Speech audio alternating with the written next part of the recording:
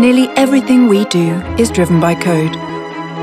Every line you write, or don't write, makes a difference. The choice is yours. You hear me like this? That's perfect. Okay, Yeah. the other way around. Yeah. It's been hard getting to grips with it again. I've been working in distributed teams for years, and it's not really my cup of tea. So I love just being at the office. The first time round, it was a couple of months. People had ideas, had intentions and initiatives going. Summer came. A lot of companies went back to normal, and now we have to find the energy again to make it happen. We will manage, we will survive. It is not for everyone. I see a little bit of tiredness in the people around me in working from home. I find it interesting because you're saying it's not for everyone. I agree. I also see a difference between colleagues in working from home and how it affects them. Daniela, how is your experience with that? For you personally and for your colleagues? Yes, very good question. So I'm Daniel, CTO of Picnic, which is here in the Netherlands, an online supermarket that we started in 2015. And as an online delivery service, we have, on the one hand, the entire tech and the digital side, which can be done easily in the office or remote. But on the other hand, we have also significant physical elements. So that means we have warehouses, we have cars, we have drivers, etc. So for us, there's always a physical element, even in those kind of Corona times. But during this period, we obviously learned on how to work as much as possible remote. So we had obviously already all kind of digital tools. We have been already pretty much using Slack and everything what you need to work remotely.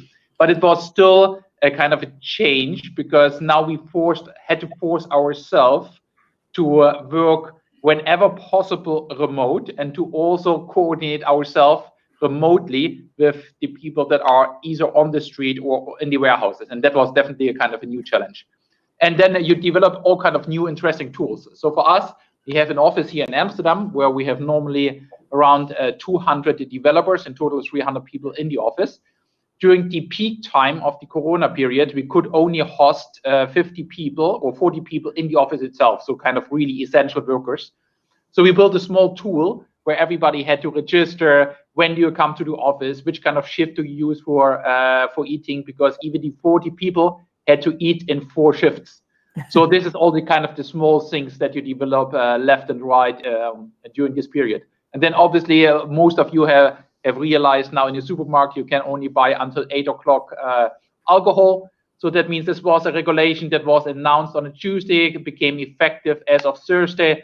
So that meant for us also that we needed to make a couple of very short-term developments to make this happen. A lot of stress, a lot of developments, I can imagine. A lot of fun, indeed. And also, because Dan already said so, not everybody is okay with working from home. I think almost all studies show that we are social animals as human people, human beings. For example, Marin, at GitLab, do you, when you're in your hiring process, do you take into account that you, for example, select people who are less need for social contacts if you're constantly working from home, or how do you do that? Yeah, that's a great question, and I have to agree with everyone here. Yes, remote work is definitely not for everyone. The honeymoon period of people joining the remote company and realizing that for the first month they can organize their time as however they want. That kind of fades away very quickly when you're confronted with screen, basically for the whole whatever amount of time you're working. And if you don't have a social network outside of your work, that becomes a problem. What we are looking for at GitLab when hiring is self-sufficiency. That is what is the most important part in remote work. Everything else will show up over time, obviously, right? Like not everyone, even if they're so self-sufficient, not everyone will enjoy remote work, but that is the crucial part of our interviewing process, or at least the process that I lead, where we're always looking for people who will be able to organize themselves, organize others, organize their day based on the requirements of the job rather than the input they need to give in. So work from whatever hours work for you, as long as the results, so the output that we measure that is important for the company, is there. So just to give you an example, how I'm managing to keep sanity in like past 10 years, I basically don't have a single year where I worked same hours. I don't have the same organization of work that I have. Like I change things up based on what is the task in front of me. And then also getting that day organization is critical and crucial, because if I were to work 8 to 5, I wouldn't be able to get to my US colleagues. I wouldn't be able to get to my Asia Pacific colleagues. So my days vary quite a lot, but that also gives you additional level of freedom. And that is, I think, what I'm looking for in people when I'm hiring mostly. I can imagine. And for the need of social context, it's still there for most people. How do you think we can organize that in this Corona era? Do you have any best practices you can share with us? Yeah, so we, for us, Corona is mostly business as usual, as I said before. The only additional thing we see is the pressure that individuals have now outside of work, which is your kids are around, your whole house is full all the time. So organizing in that is a bit hard. But what we do at GitLab is we encourage social contacts through, we call them coffee chats. Those are casual conversations that you have with folks, through Slack as well. And in case, well, prior to Corona, I guess, we would also organize local meetups for people who can meet up in the same location. So for example, here in the Netherlands, we would have a monthly meetup where we would meet approximately 15 to 20 people every month, which creates really great connections between people, and that relieves some of the social needs. And I think we attempted even one time to do more often than 1 month, and it was accepted by everyone that seeing each other for once a month is perfectly fine and enough. We don't need more than that. We can still work and function and like each other with just one time a month meetup. So actually being purposeful about reaching out to folks, about not feeling that you're intruding their space by actually asking them to just chit chat. That is encouraged at GitLab. At any point in time, you can get an invite to just chat about whatever is on your mind. So that is the type of encouragement we put forward. That will help, yeah. And Dan, I don't think you agree with the once a month. That's enough. If I think you would prefer more of that contact. Yeah, far more. I work as a people manager for Rockstars. So many of my developers, they are working for various customers. And what I see is that a lot of them haven't truly planned for the remote working. That means monthly one-on-ones are continuing as usual. They are sticking to the Scrum ceremonies for meeting each other. And that's just not good enough. You need to have some extra layers around it. As you are saying, Marin, the water cooler sessions, just giving someone a call, you have to organize that. And some Dutch companies that I visit, they aren't just geared towards making that shift in thinking, of reaching out more often, of having a start of the day session or even a closing of the day session to make time to discuss how awful it is to have your kids around all the time and to give respect to the teachers that are doing that for you, stuff like that. You constantly need to plan for it, and you constantly, in my opinion, need to change those plans, because after a while, a couple of weeks, a couple of months, the virtual water coolers, the pub quizzes, they just don't cut it anymore. So the successful companies that I visit, they are looking at virtual teams and what the success behind virtual teams is. The less successful companies, they just think, well, let's get it over with. Let's wait a couple of months. The vaccine will be here and everything will be back to normal.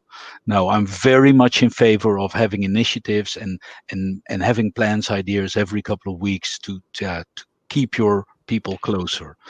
Once a week is my favorite for one-on-ones, but it can be just 2 minutes.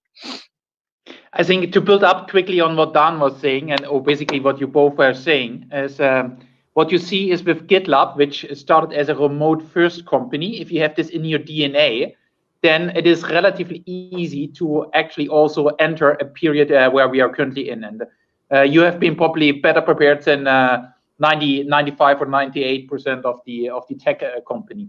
What you see now with basically the rest of the industry is that if you're not born as a remote-first company, the transition needs to be very intentional, and it becomes really tricky to actually make this happen.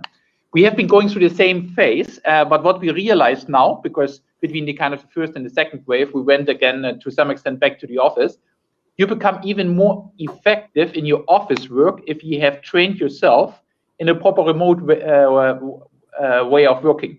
Because this kind of sporadic, unintentional water cooler chats, you do much more intentional, much more directed, much more intentional. So this is something where we saw actually a real advantage. One disadvantage that we saw is, one challenge that we have not cracked is continuing a project as planned is relatively straightforward. You just run a bit your Scrum processes and project processes. Doing real disruptive innovation to do something really substantially new is something pretty hard to kick off in a remote way if you have not been born in a remote first way. Because also, thanks for commenting on that. I saw a recent PricewaterhouseCoopers study that also showed that innovation is quite hard from a distance, especially if you're not used to that. What do you think about the future of work with the balance from home and office? You also see some big companies maybe using the crisis a little bit to cut office costs. What would you think is the best situation going forward? I'm not sure for whom the question is, but I can quickly start and then you guys can chip in. You see now all kind of big tech companies, Google, Facebook, Uber, etc. Everybody was announcing that they will go either for a very long period or for indefinite time now in a remote way of working. Up to the point where you, if you're working in San Francisco in a remote way, you no longer get a kind of San Francisco salary because you could work also somewhere else in the Bay Area. So this is maybe just one of the starting points. What I think what we will see is somewhere next year that also big tech companies will rethink to which extent and which kind of teams can really run in a pure remote way and which teams need more regular contact, as we have heard from Dan already. GitLab is one of the prime examples that has managed to do this in a remote first way. Even for companies like Google or Apple that are now making very strong statements, I have my doubts if that will be really kind of the long-term strategy. But obviously office space, and you see this in the Bay Area, you see this in Europe, you see this in China, is now becoming a kind of a topic for tech companies. And here in Netherlands, for instance, also one of the biggest tech companies in Amsterdam is now rethinking which size should they use for their new campus that they will build. Yeah, I have to inject there, if you don't mind. What I find really interesting is that there is a level of marketing that is being played, in my opinion, with the remote work right now, which is not the type of marketing that we are trying to do at GitLab, but a different type, which is we're going to allow you to do work remotely, and that is going to give you these benefits, and ultimately we're going to save money in offices and so on. What I'm rarely seeing is the discussion, at least in public, that explains how the companies will adapt themselves to actually change their processes, change the work that is being done to accommodate this new situation. Because what I can anticipate is basically what we've already seen after the first wave. I think second, third wave, whatever we end up having, is going to be more or less the same, where if you think about this as something just temporary, then investing efforts in changing processes and folks who can actually work within those processes is something that not many companies will do. And ultimately it will fail. And ultimately it will be said that remote work is not good for this type of work, where this can be whatever you can input there. What we are arguing at GitLab, at least, obviously, we recognize there are companies that have to have physical presence. You have to move a box from one location to another. Right now, we don't have any other options, right? Someone needs to be there. However, not every part of the company needs to be present.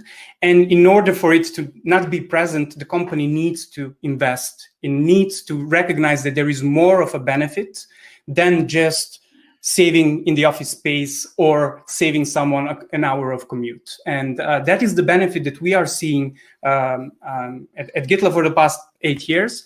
And then another thing I just wanted to touch upon really quickly is innovation.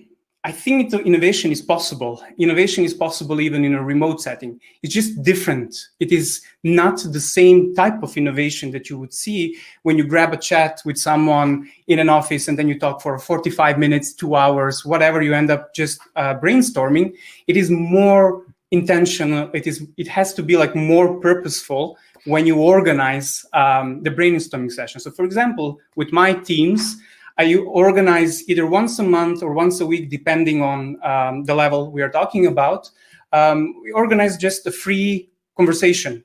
I put in a general discussion topic, and we have notes that we are taking. And if we don't get anywhere by the end of 45 minutes that we set, it's fine. That's okay. It is basically similar to what you would have in an office discussion or before a meeting discussion.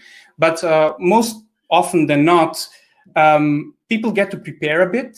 People get to think about the topic a tiny bit because they saw the topic on the agenda maybe, or they've been thinking about it for a while, or they've been thinking about it previously. And that allows them to come in with their best selves. Because I think there is another thing to recognize here. I think Dan kind of touched on it. As we are different people, we also consume information completely differently. So some people do thrive at ideas being bounced off them, but other people need preparation. They do need to take time to write down their thoughts, to organize themselves, and so on. And then I kind of feel that the brainstorming sessions in a remote setting actually level out the playing field for everyone. So everyone brings their best game to the discussion. So they don't have to think about the uncomfortableness about sitting with others in the office and so on, which we sometimes have. Yeah, so some benefit from that format then. That's I can imagine. Yeah. So we have some questions from the attendees. From the attendees in the chat. Yes. Maybe you can help us. Yeah. Yeah, a few of the questions already have been answered sort of anyway, but I'll relate them to you anyway. So Mark just asked, how does GitLab handle or do this innovative creative process remote? I think I mostly covered this just now. Oh, that was easy. Another one. Vincent asked, will you switch to VR offices? Is that something that you ever tried or thought about, or do you think that's a bit too much in the future, not relevant yet? I maybe can quickly answer. So we have tried it, and our engineers found it a bit creepy. So we didn't continue with this. But there is a very simple form or simple rule that we apply whenever you jump on a Teams or a Zoom session. You switch camera on. I think this is a kind of a basic etiquette that I guess everybody can agree on. But this kind of VR sessions we have not. We probably won't roll out at a large scale. I've experimented in the past a little bit, but many people experience it a bit like Big Brother's watching in many occasions. So I didn't find many people that enthusiastic about it. Perhaps one day in the future, but it is scary stuff. Well, and we also had some other questions, and they also have been at least mentioned a bit. So one of the questions was about commuting. So that now that remote working is the norm, do you think it's easier to hire talent as the commuting is no longer a factor? It's from Dominique. Yes, absolutely. I will go for this one. I got people from the south of Limburg working in the north of Groningen at this moment, which is lovely. You can really, and yeah, GitLab is doing a better job in that at really finding talent all over the world. But that not being an issue anymore, it is easier to link talent to the right kind of assignments. At Rockstars, we really see that and witness that. Okay, this is the Limburg argument. We have people from Siberia that work remotely, so this works very, very far, long distance. Yeah. Yeah, and I can also add that as someone who is not Dutch native, so I used to live in Serbia, I don't think I would be able to get a chance in a company like GitLab if it wasn't for remote hiring. So you can actually find talent in most unlikely places, actually. So then I have one last question. Well, it's a little bit longer than just a question. Martins Verstralen says, Daniel, good to see you again. At JSpring a few years ago, we talked and I enjoyed it. Later on, we had a meeting in Amsterdam. You also talked about gamification in your organization. Do you still do something with it? And how did it develop last couple of years? And of course, how does it develop now with Corona? Good to see you again, or better get to in touch one or the other way here. So I gave a talk 2 or 3 years ago, where I talked a bit about the gamification that we are applying at in our fulfillment centers. And what we are doing here is we are basically incentivizing the shop floor activities with different kind of gadgets. And we are applying this still at a pretty large scale. We are now, what we learned is we are no longer doing this on an individual level, because that leads to a highly competitive behavior that is not good for the culture. But we are doing this now on a team level. So that means there is a group that is working in a specific area or a specific product group. And there you can still apply those kind of gamification elements. We have now, and this is maybe an update on the talk that I gave there, we now apply a similar mechanism also for our distribution operation, or the hubs, where our drivers are going on the street. And what we do there is the following. Every driver, we are recording the way how every vehicle is driven by the drivers, and every driver gets afterwards a score. This is on a scale between 0 and 100, and when somebody is on a score of 80 plus, then it will be in a positive way attributed to the hub, and otherwise it will be not attributed to the hub. And then basically you give some money to the hub itself that they then invest in whatever they like for. So some investing in games, some do all kind of other gadgets. And that is a way to incentivize safe driving behavior of the hub. So this is now a gamification that we moved from our order picking to our distribution driving operation. And that became important when at the point where we had more than 1,000 cars and 2,500 people that are driving the cars. Good question, by the way. Perfect. Thanks so much for all the questions of the attendees. So if you have any more questions, just make sure to use the chat for that. I'm also curious because I think, Daniel, I just heard you say about the camera on. That's important, of course, for meetings. We also see sometimes that in these times, loneliness is increasing. So some people who have less social contacts out of work are getting more to themselves, turn their camera off, actually, don't respond to messages as much as they do. How do you cope with that? Because it's, of course, really important that everybody stays involved, engaged in the company. Yeah. How is it for Picnic employees? That is actually a very, very important topic. And we see this is especially important for our expats. So we have lots of developers that are coming from all around the world to Amsterdam. And especially in the first months, they are just at the state of building up a social circle and don't have too many people with whom they can relate. So therefore, you're sitting in Amsterdam in a small flat, don't have too many people to connect to. So therefore, it's important that they have a nice environment. So what we do here is we are checking in very, very regularly with them, and not only once per week, but sometimes we're doing this on a daily basis. We are also helping them to decorate their homes. That means as they get a voucher to actually buy nice flowers and all kind of other stuff, that they have also a nice homework environment. And then we help them also to actually make a good split between the working time and the time where you do other stuff where you don't work. So that means we have a ritual where we all together start working, and then we have also a ritual or some moment where we all together say, well, this is now, we call it the day. And that became really important. And at the moment where you're working from home, if you don't do this, otherwise you work until you go to bed. Yeah. Because everybody is excited about what they are doing, but you're not actually intrinsically stop with any of this kind of activities. And then it's all about personal connection. So that means we are building up. So we are using to quite extensive arrange here also Slack tools, donut dates, and all kind of other tools that people are connecting even more intensively and more intentional. What we said earlier, making this kind of water cooler chats very, very intentional, that you build up a social circle over Slack and other communication tools. Yeah. Thanks for sharing. Yeah. If I may add a little bit to that, we have people working at various companies, and sometimes it goes quite well, but sometimes we see really people drifting away from their team, the engagement really dropping.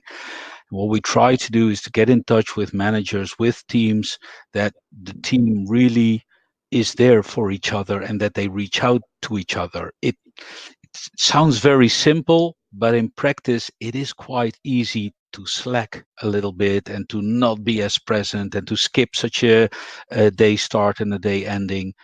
Well, we are having those conversations because it is really important, and we also see the loneliness for some of the people really starting to rise.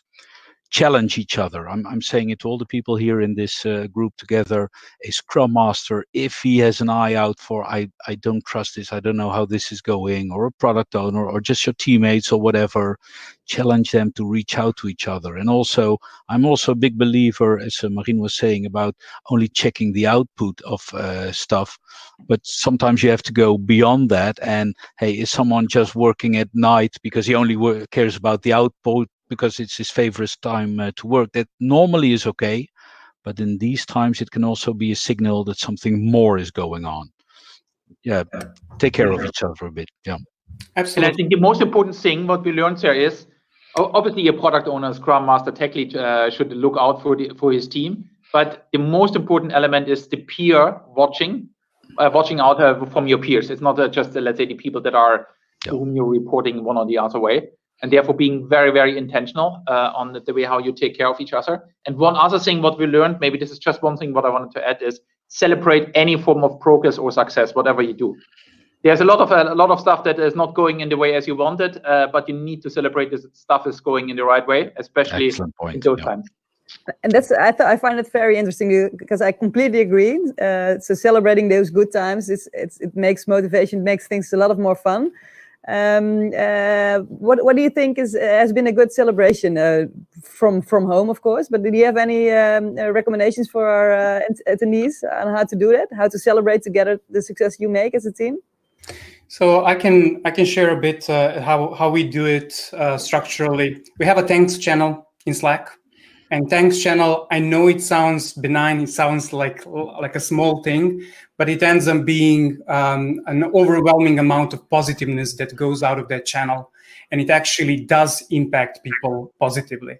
The thanks channel goes from the smallest possible thing. Thank you for grabbing a coffee chat with me, to thank you for closing this big account with a lot of details and so on and so on. So it really varies a lot, but I think that is one of my favorite starts of the day, starting with the thanks channel, looking through that, and then going through to see what my teams have been doing, and making sure that whatever small win we got, small or large, it doesn't matter, also gets represented either in a text channel or within our own setup. And then another thing is, I do agree with everyone here, we need to look out for each other.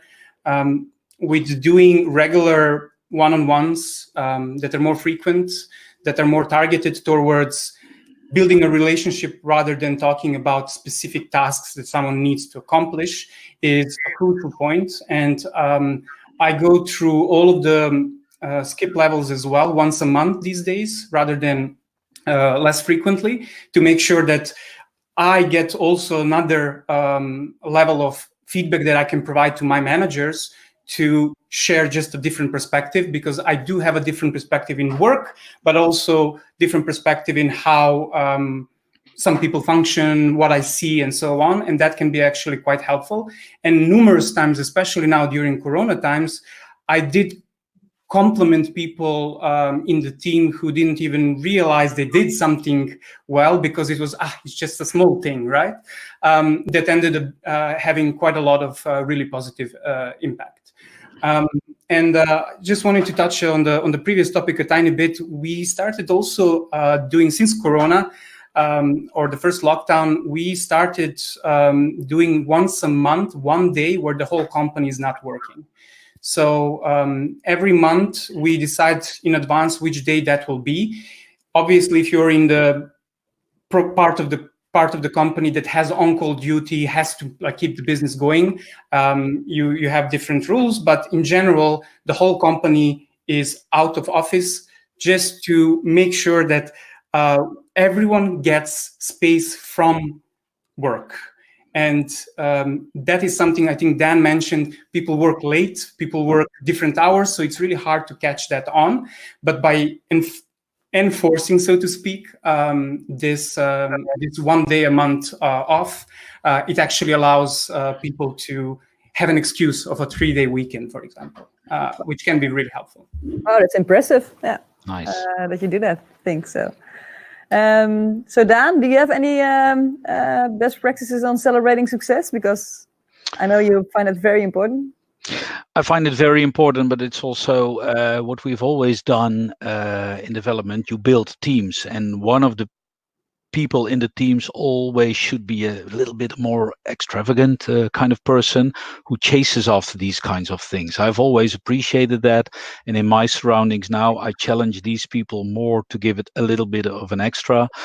A great example to me was 3 weeks ago within my own Scrum team. I'm part of a small stand-up. We all got beschuit met muisjes together for some team member who got a kid, and we surprised him by having beschuit met muisjes. You have to make it special every day, but also give someone the responsibility. Hey, experiment every week and try to get things going. I do appreciate that, and make it explicit. Hey, we are developers, we are technical people. Sometimes we assume things a little bit more than some others do. So I really enjoy making this explicit and asking people, can you step in a bit more here?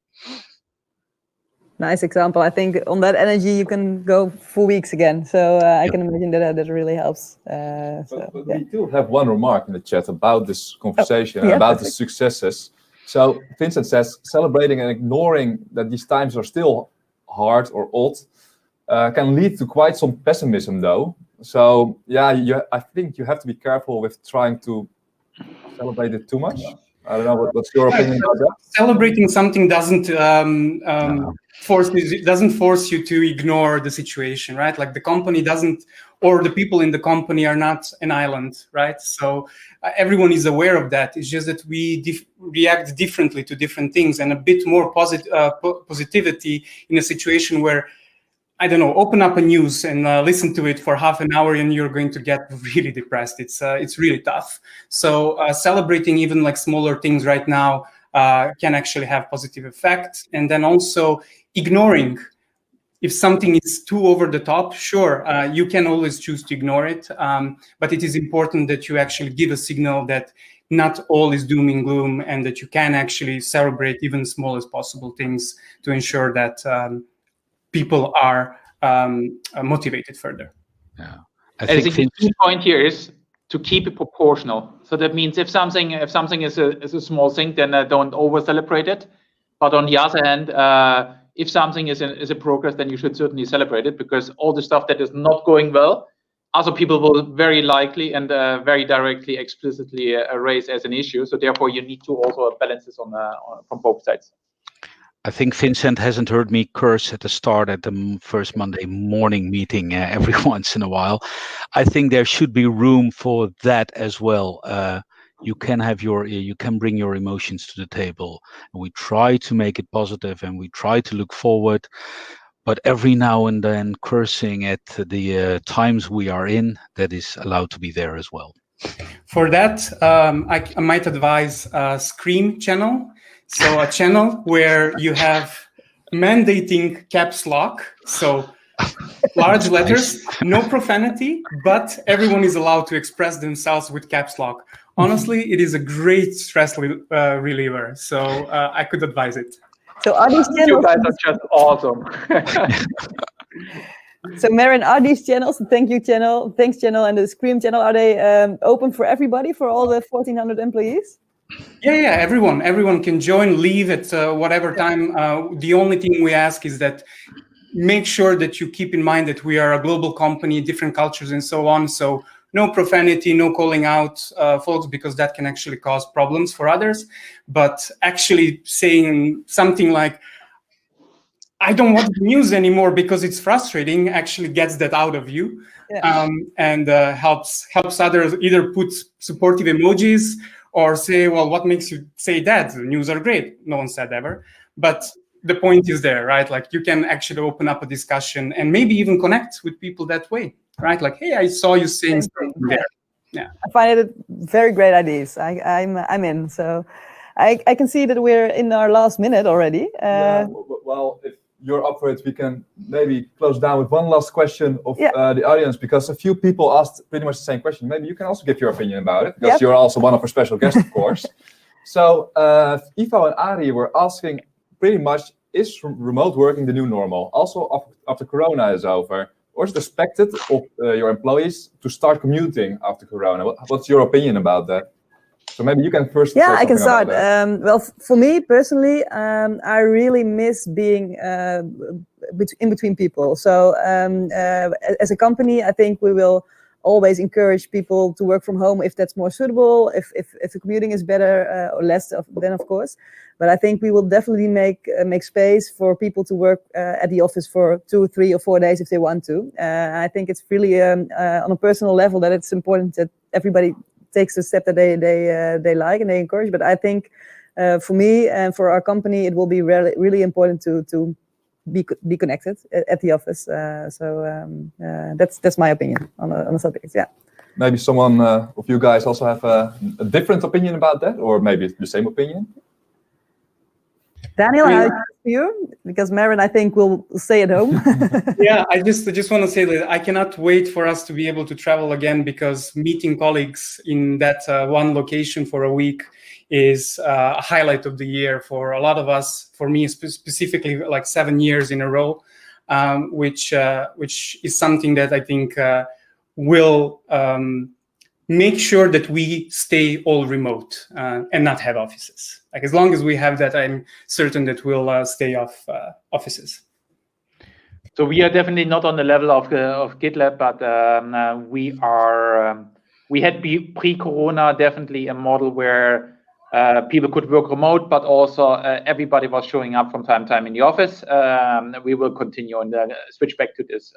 A pure remote working or kind of a remote first for everybody, the type of culture is, at least in our context, will not directly work. I can see this that companies are growing or sticking with it maybe at some point, but at least our model, where we have significant physical elements or components to it, where you need to understand also what is done in a fulfillment operation, what is done in a distribution operation, what does it mean if you deliver to a customer and you have a kind of a misplanning of a couple of seconds, couple of minutes, etc. You need this kind of physical elements, at least for a service like Picnic. Yeah, if I may finish off, although I'm also with Rockstars, of course it depends. I just hope that companies experiment with the good it can bring to be fully remote, and as Daniel was saying earlier, that some of these things will stick in the physical office as well. But I think it will be a blend from now on, and some people will prefer more virtual working, and others just prefer being at the office, and it's both allowed to be there. And I completely agree with Marin, because I also really miss our physical get-together with events and trips. We were going to VAR actually in April, and we had to cancel. So I'm really looking forward to doing that again next year. I hope so. So yeah, thank you so much. I think we're closing now. Yeah, we're a bit overdue in time. So super big thanks, of course, to Simone, and of course to our panel people.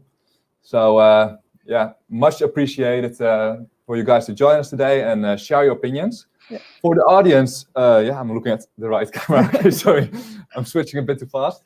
For the audience, please go back to the lobby and wait a second there, because we got the official closing coming up. But we also got a DJ for you ready. So grab a beer or something else, of course, and make yourself comfortable, and then we'll see you in a few minutes in the lobby. Also, another network carousel is coming up, so if you feel like it, you can join it. See you in a second, I think. Thank you, guys. Thank you so much, Daniel. Thank you. Bye-bye. Thanks so much.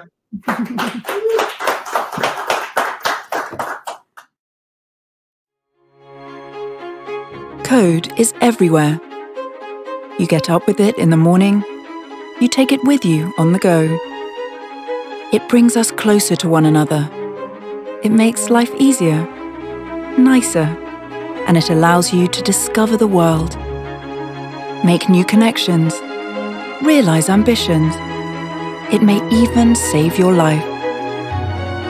Nearly everything we do is driven by code. Every line you write, or don't write, makes a difference.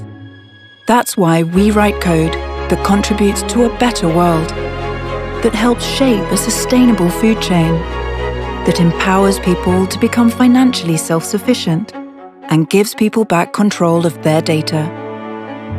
Whatever you dedicate your talent to, or don't, makes a difference. The choice is yours. What difference will you make?